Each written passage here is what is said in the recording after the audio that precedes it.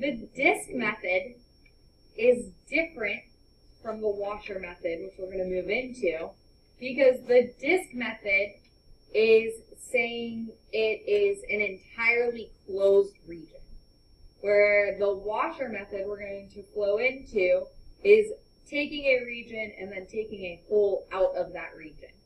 So depending on what method we talk about, we're talking about the entire region versus partially parts of the region. The disk method says that the shape of the slice is a disk. So we use the formula for the area of a circle. Last night, we changed our formulas. We used other areas too. We used equilateral triangles. We used squares. Today, primarily, what we're going to do is look at shapes whose areas are going to be found by using a circle. So we're going to stick to that pi r squared exclusively for these couple examples. So suppose we start the following curve, y equals the square root of x, and we turn it into a cone that we want to find the volume for. So if you think about the function, the square root of x, if I started to rotate the function, the square root of x, about the x-axis, I could form a cone. So that's what we're moving into. We're starting to take these functions and revolve them. Just like objects revolve and spin in real life scenarios. Wheels on tires spin. They have revolutions. So, what could we do to find the volume of this cone? It's not a perfect cone. We can't use the old school geometry formulas because it's not pointed. It's curved. It's smooth. So we have to take what we know about area and integration to find its volume. So what we're going to do is we're going to talk about, okay, the radius of this particular cone is always going to be the square root of x. No matter where I cut this cone in half and draw a circle within it, the radius of that circle or disk inside my cone will always have a radius of the square root of x. Because x is a generic value that is in general. We do not know what x is, so x could be constantly changing. What integration does is integration allows us to pick a starting and an ending point for x. I could find the volume of this cone from 1 to 2. Because integration allows me to evaluate the radius at 1, the radius at 2, and sum up all the areas in between to get that cubic volume. I could go from 0 to 2 and find out, okay, how small was the tip of that cone in comparison to the middle of the cone. So to find the volume of a cone, we would think of it as cutting a series of circular discs inside it and then summing up all of those discs. By using integration, we can, the same way we used Riemann sum up all these infinitely small widths to get the total picture. So really, like, volume that we're looking at today goes way back to Riemann sums, and you're going from, like, the ideas we started with, which is summing up lots of little rectangles, to summing up an infinite number of rectangles, but now instead of rectangles, we're talking about discs. So now that we have the volume of the disk, because we just talked about it, we said the volume of the disk is the integration of the area. Well, the area is pi r squared, where r was square root of x. So the volume, if we are going from 0 to 4, would be 8 pi. Now you could change that. Instead of 0 to 4, you could be 0 to 2. And you could compare how the volume changes on different intervals.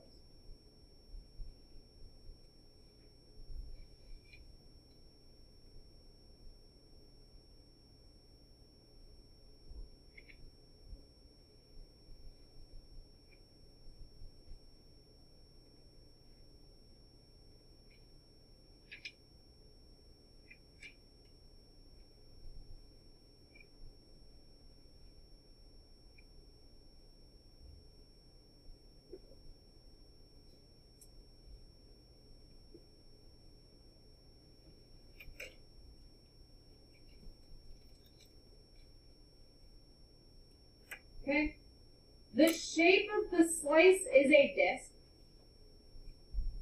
which we find using the formula for area of a circle. We can find the volume using this area and the rotation of the shape. So again, what I was saying is that they're rotating that parabolic curve around the x-axis to form the cone.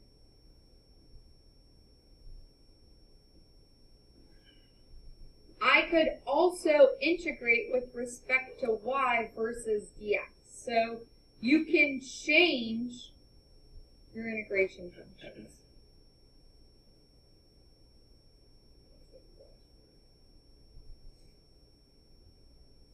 So the rotation of the shape is about the x-axis. So they're talking about y squared as that function, because it's the parabola that way. Now again, this is where we know we can't integrate y to dx, so you have to plug in the positive and the negative square roots. And that's where we start to build that concept of above minus below with these shapes.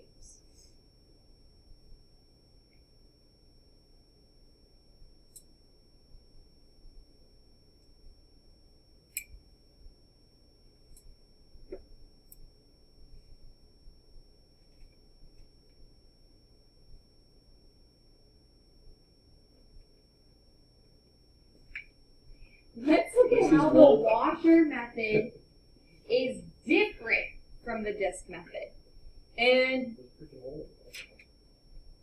how we are going to come up with an equation to accommodate that.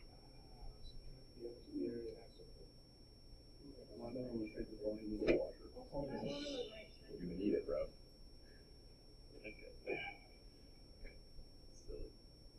Silly. So you're going to revolve the green area about the x-axis. Translation. Like a butterfly. Yeah. So what we're doing with all of the objects here. Making butterfly. No, we're transforming and spinning them around the axes. See, Are we going to be graphing? So your graphing calculator does not have this capability.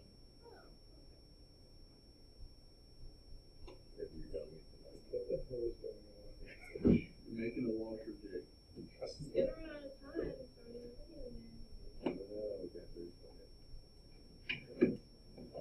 Oh, look at that guy with the board. That in the bottom left looks like a snap show snap feed.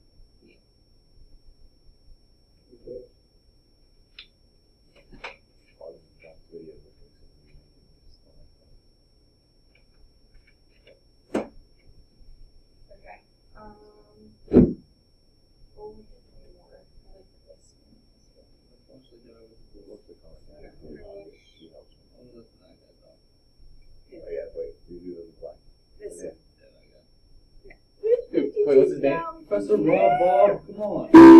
Hey guys, does this still sound familiar? Yes, it does. Math sucks. That is very rude. What? Still searching YouTube for math help? Yes. Are the videos from 2006 real? Welcome to our video on the disk method for determining volume. The goal of this video is to determine the volume. Maybe that's You want to listen to somebody other than me? 35 minutes? Yes, dude. Oh, he's a professional Rob Bob. What Rob Bob? Rob Bob. Rob Bob. Can we at least hear him talk for like 10 seconds? Let's see what it sounds like. Hey guys, does this still sound familiar? You get a confusing lecture. You ask for help. Yes. Melrose Chalk. Oh, yeah. Listen to it. In this lesson, we are going to learn something extremely cool. We are going to learn how to find the volume of three-dimensional objects using something called the disk method. So you're going to be able to learn how to find the volume of things that are more complicated than just like cylinders and cones. We're going to do that, or be able to do that, if we know a function which describes the outer shape of a region, and that is going to set up what we have here, polar region. I've got a region that is bound by the x-axis, the y-axis, and and this parabola is defining the outside curve of this going up to an x value of 3. Now, we're going to do this by expanding our knowledge of the first fundamental theorem of calculus, when we estimated the area of a plane region using rectangles. And we know that as we let the widths of these individual rectangles approach 0, the number of them increase into infinity, thus giving us a really 100% accurate estimation of the area of that plane region. Now, if we allow that to rotate around an axis, what we would get is a bunch of cylinders, and we can find the volume of the cylinder, it's pi r squared times height. And if we, again, as we reduce the widths of these cylinders, we are going to get a more and more accurate estimation of the volume. And that means that we'll be able to find questions like, well, if I had a function describing the outside of this light bulb, how much volume do it have? How much air, well actually it's in a vacuum, right? But how much volume does this glass hold? How much glass did it take to make this wine glass? Or how much does it hold inside of it, volume-wise? And this is kind of a blended example, because this is just a disk of, or stack of DVDs, and it is thus a cylinder, and we can just do pi r squared times the height, but, you know, we can also find the volume of all these individual disks and add them up and thus get an estimation, in that case an exact estimation I will, of the volume of that larger cylinder that all these smaller cylinders make up. So, let's see here, the function is going to define the radius of each of these disks, or rectangular cylinders, and delta x, if we have a horizontal axis of rotation, is going to describe the heights of those disks. Let's get this out of the way and just read finally what I've said. If a region in a plane is revolved about a line, the result is called a solid of revolution. The line is called the axis of revolution. In this case, that axis of revolution would be my x-axis, or y equals 0. The simplest region on the plane is a rectangle. Now, I've covered up that diagram here, but again, the simplest region, plane region is a rectangle, and those getting rotated around an axis is going to set up the, I've got a picture and a picture here. Resulting, if we rotate those, is a plane, is a rectangle which results in a simplest such solid, a right circular cylinder, which we will be calling disks. Thus, we're finding the volume, or estimating the volume of three-dimensional objects using the disk method. Alright, we'll get this cleared off and get to our next page of notes. Now, how do you find volume of disk? We have a whole bunch of them. Let's put this in some calculus notation. Volume of the disk is delta V is equal to pi times r squared delta x. We can see that pi r squared times height that we had back in geometry. Approximating the volume of a solid by n disks of width delta x and radius r of x sub I. Now, on the next screen, I'm going to give you some nice summaries. I'm kind of building up to what we see here is our formula based off our first fundamental theorem of calculus, or using definite integration. And we'll summarize based on whether we have a horizontal axis of symmetry or vertical one. Now, if we have a function in terms of x and we see a delta x here, axis of rotation through the entire, I guess if you will, the domain, or the range, the 0, and x is equal to 4 of the length of my rectangles. You look at the, the boundary of x equals 6. The notes of how to approach those problems if the axis of rotation isn't really sort of one of the boundaries of our region. And finish up that example, and I'm actually going to give you two more. The last one's going to be quite complicated algebraically. There'll still be some polynomials, but quite the irregular shape. Alright, I'm looking for the note, but different camera, there isn't one. Alright, let's get to those notes.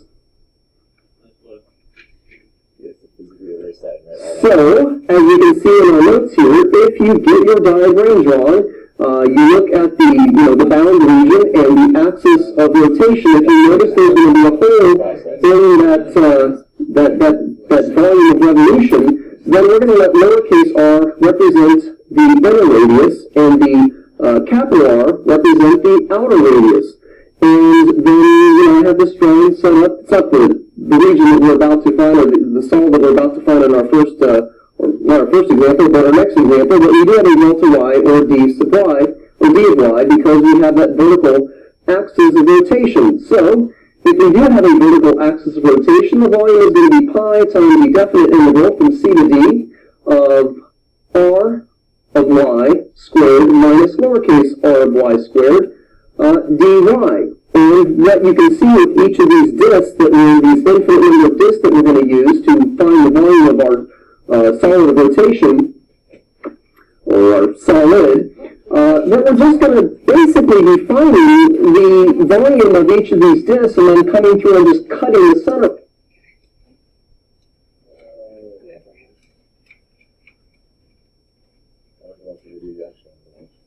What? Yeah. Oh. I mean, again, the whole idea of the video I actually wanted you to see is the three-dimensional concepts I can't draw. I can't show you what it looks like to rotate a curve. I don't have a physical curve that I can hold and rotate. Right. So software allows us to show you that timed-out method as to what's happening.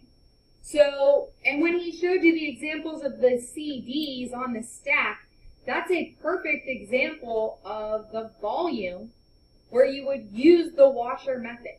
Because let's say I don't want to know the volume of the CD case. I just want to know the volume of the CDs. Well, if I stack the CDs together, I have to account for the fact that the volume of those CDs is not incorporating the center. I have to take that center away. So the application of the method of slicing is called the washer method. The shape of the slice is a circle with another circle within it. So what we do is we subtract the area of the inner circle from the area of the outer circle. Its formula is going to look like the volume.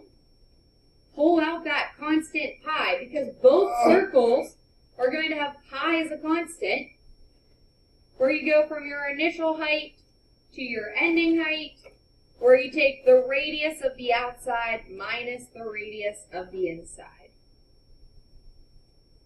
And we'll just talk about r for our integration part. But again, if you're doing this, it's the outer radius, which is big R, versus the inner radius, which is little r. So it's outer minus inner to give us that shaded space. And if you go back to algebra and you think back to algebra, you used to do this where you talked about like a bullseye, and you talked about like the area of like one of the stripes on a bullseye board. You wanted to know, like, you could even do it in statistics with probability, and you could say, okay, what's the probability of shooting an arrow and landing in this part of the board? Or what's the probability of getting a bullseye in the white part of the board? So you'd have to know the area of the outside, the area of the inside, the area of the shaded, so you could determine the probability of landing in a certain area.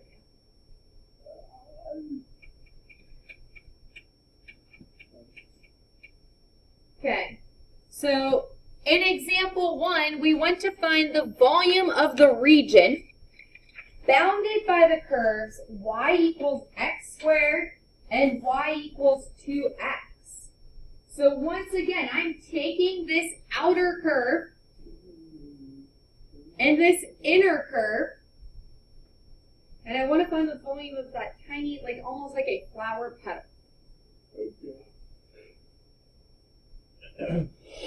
That is also being revolved, and they're going to use that word, being revolved around either the x or the y-axis. So if you think about when I talked about the cone with you, we revolved the cone around the x-axis. A lot of what you looked at last night was being revolved around the x-axis. Now we're holding this up, and we're talking about being revolved around the y-axis. So the y-axis is going to use a horizontal slice where the radius is from here to here. And here to here. So what would the outer radius of that look like? Which function? Okay. So the function is going to the outside of x squared. However, we are talking in terms of horizontal slices now. So yesterday, everything we talked about were vertical slicing. So you have to flip it. When we talk about the radius now, because we are talking about it horizontally, no longer vertically, my slices are horizontal, therefore my function's radius is in terms of y instead of x. So the outer radius has to be in terms of y. Well, what's the outer radius in terms of y? It's going to be this one, right? The square root of y. Yes. Therefore, my inner radius is going to be what? Y. So again, for the purpose of the formula, outer radius is capital R, inner radius is little r. So the formula itself is capital R squared minus little r squared. So we're going to plug these in. So you're going to have the square root of y squared minus 1/2 y squared. We're talking in terms of y, so we'll say dy, because area is pi r squared. So what I did is I'm going to pull out the pi, because both radiuses have pi r squared, so it's a constant. So I'm going to pull the pi out.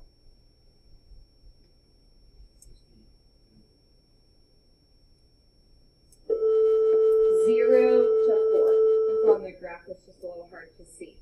So we're going to find it because they intersect at 0, and these graphs would once again intersect at 4. So we're going to integrate and find the volume from 0 to 4. If I found the volume for less than that, we'd be okay. But finding the volume beyond 4 would switch the functions because the inner and outer would switch. So if they had asked you to find the volume from 0 to 8, you'd have to actually split it into 2 volume functions because your inner and outer radiuses would flip. Integrate. Yeah, so the square root of y squared, simplify to y. And 1/2 squared becomes 1/4 y squared. So now you have to antiderive y and antiderive 1/4 y squared. So you get pi. Antiderivative of y is 1/2 y squared. Antiderivative of 1/4 y squared is 1/12 y cubed. And we're evaluating these functions from 4 to 0. So 4 squared 16, half of 16 is 8. 4 cubed is 64. 64 divided by 12 is gross. No, well, the final is 8/3. Oh, okay. What was I saying? I don't know what that is. It's 12 goes into 65 and a 4 12s. What? 1/3. 4, 16/3.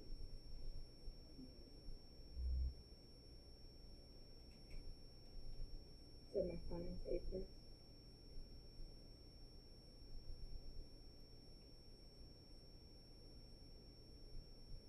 So again, algebraically, make sure you tag that pi along.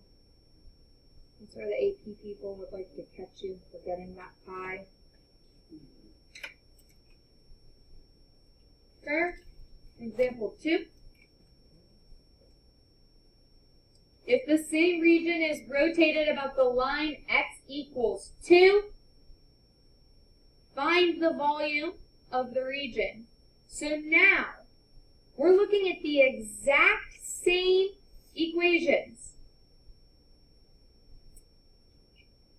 However, we are rotating them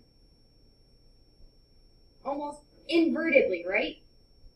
So now, instead of rotating them about this point and it filling out on the outside, we are rotating them about this point of intersection and rotating them in this direction.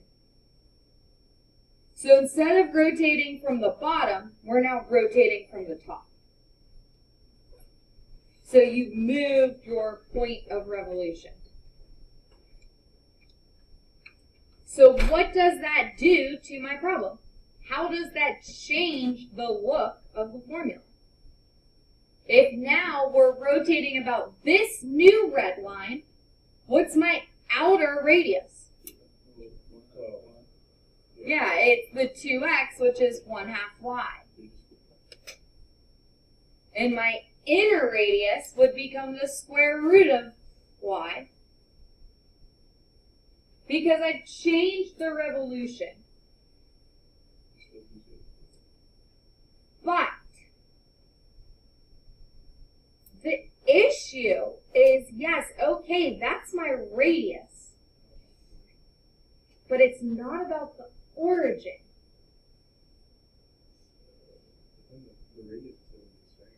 The radius is still going to be the same, but what is my radius now being the same with respect to? Okay, so these are x equals the square root of y, right? So if I want to talk about the distance from here to here, and I want to get rid of this distance, right? My radius is really truly being calculated from here to here, and I want to subtract away this region.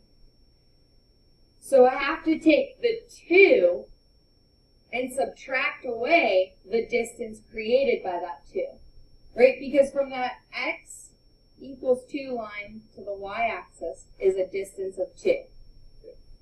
So if I drew a line from here to here, it would be 2. I want to subtract this piece away. Well, what is that piece? That piece is the 2x. That distance is always going to be root y no matter where you are. So what we're going to do is we're going to say, okay, I want to take 2 and subtract away this space. And what it's going to do is ultimately leave me with this.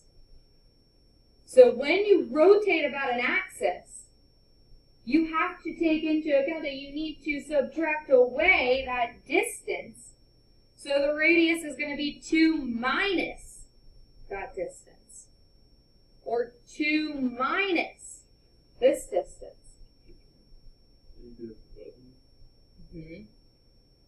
Because both of these radii are rotating about a new line, but the formula itself is still always going to be with respect to the y or the x-axis. So you have to get it moved. Basically, what is this? This is a horizontal shift. We're shifting the function. We're shifting it to the right.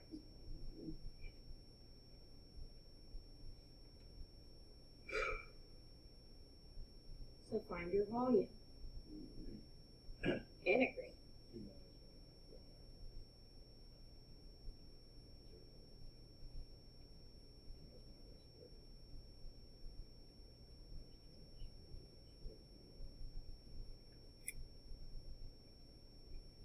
Here's where you gotta be super cautious. It's not 4 minus 1/4 y squared and 4 minus y. They're foils. So you have to foil and then clean it up algebraically.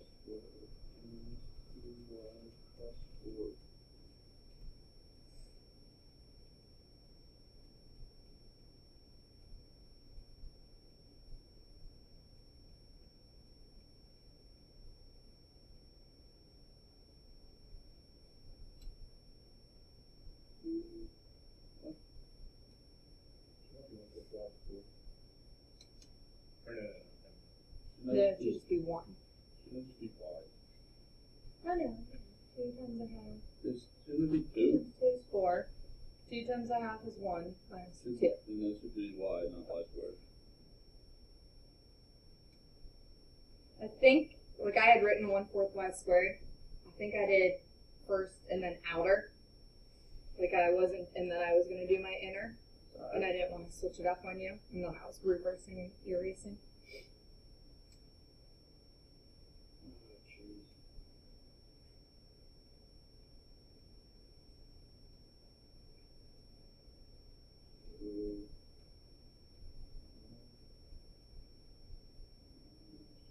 So this is nice though.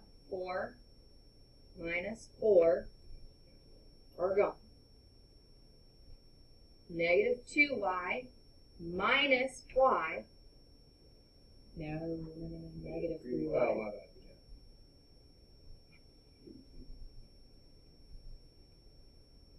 Okay. There are no other y squareds. The 4 is gone, the y is gone, so you have minus a minus, which gives 4 square roots of y. Now you just, now you have to integrate it.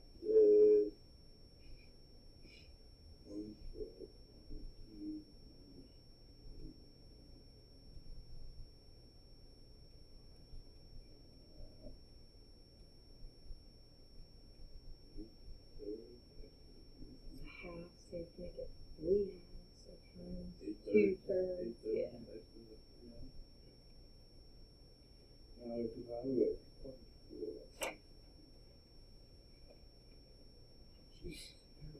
So the 0 goes away. That's not a big deal. Oh, 4 squared is 16. No, don't do that. 16 divided by 2 is 8.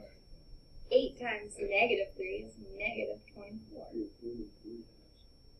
So 64 divided by 12 is that gross. It's 8/3 again. Yeah, not the final answer. Yes. It's 8 5/3, but yes. Why? Why? Why are the answers the same even though we changed the rotation? What? It's the same 2 functions. Because you subtracted that distance, it becomes the same thing. Because Regardless of of where this, you put that axis, the whenever you- pedal was still the same regardless of if I spun it at the top or spun it at the bottom. Silly. Not silly, intentional. So stupid. Intentional. One, you needed to see how they rotate differently. That's 2 thumbs.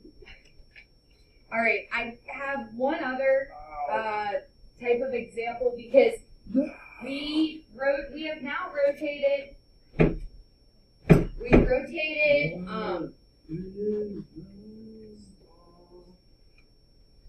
We've rotated with respect to these axes, but we haven't actually looked at the washer method yet.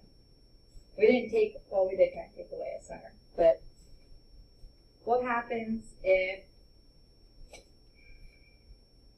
well, let's do this. You take the next afternoon.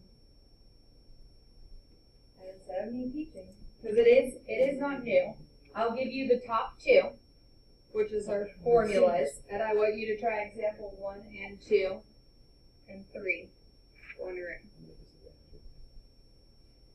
Yeah, am I just exempt from this worksheet or? Well, we should be exact, so I don't give you one.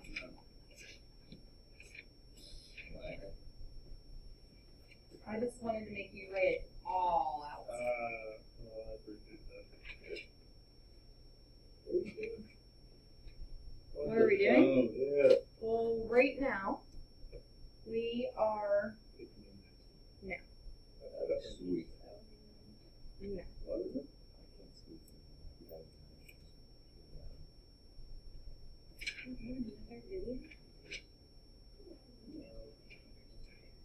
Okay, let's go quickly over the top again. Let's just talk about it. Go back to what we talked about before. We have a square. I'm going to take that square, this is close, right? And I'm I'm gonna spin it. Gonna spin it around an axis. So What? if I spin any object around it, that object is going to have the same volume at all the heights. However, we want to know the height as if that volume were growing or creating that. So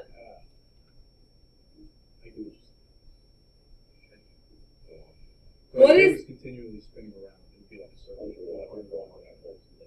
exactly? Really Yes. is the one I come up close it. So what is the volume of the cylinder shown if the height of the rectangle is considered r and the width of the rectangle is considered dx? Go ahead and label Yes. this picture with r and dx. Got it.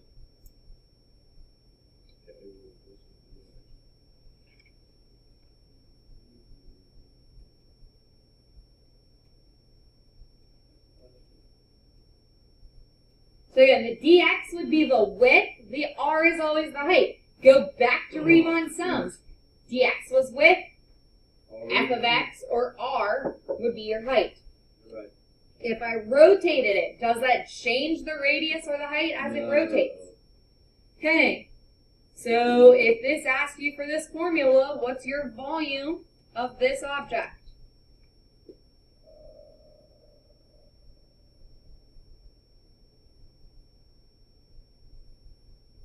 What shape is this creating here?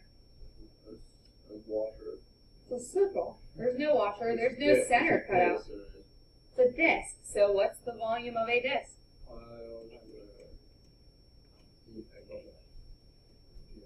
Okay, not a trick. Just this is how they're going to word them. These are the different types of wordings. I can tell.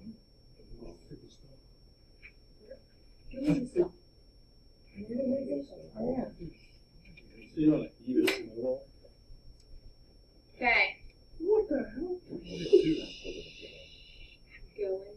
This is like his little drawings he did, but I can't draw as well.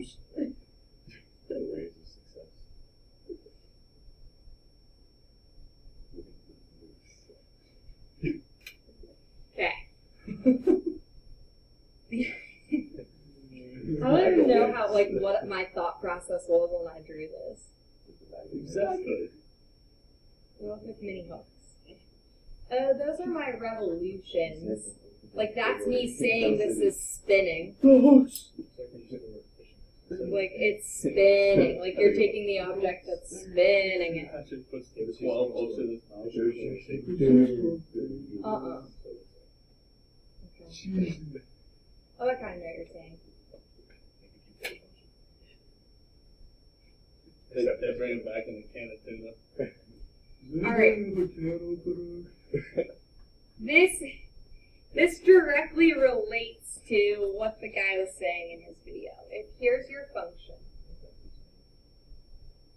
Here's your function. That reminds me of You can draw all of these cross sections where the heights of the cross sections are the function at those points. If we have a beginning and an end, what? you don't have to. This is the important part. If you have a beginning and an end, then the volume, if it's being rotated on the horizontal axis, and this is where the wording gets tricky. The equation is going to say that it has a horizontal axis of revolution. That means it's being rotated about the x-axis. But then when you see the word horizontal, you think, why? If it's a horizontal revolution, you're integrating with respect to x. Yes. If it is a vertical revolution, meaning you're spinning around the y-axis, so the object is moving vertically, you're integrating with respect to y. So you have to pay attention to, is the word horizontal being used with the word revolution or rotation? Or is it being used to describe the radius? So this would be a horizontal radius, however, a vertical revolution. So it's spinning like a top, but the radius of the top is with respect to the y. Okay. The equal height. Go ahead. What you're doing for homework is not to do in the book. I want you to do examples 1, 2, and 3 on here.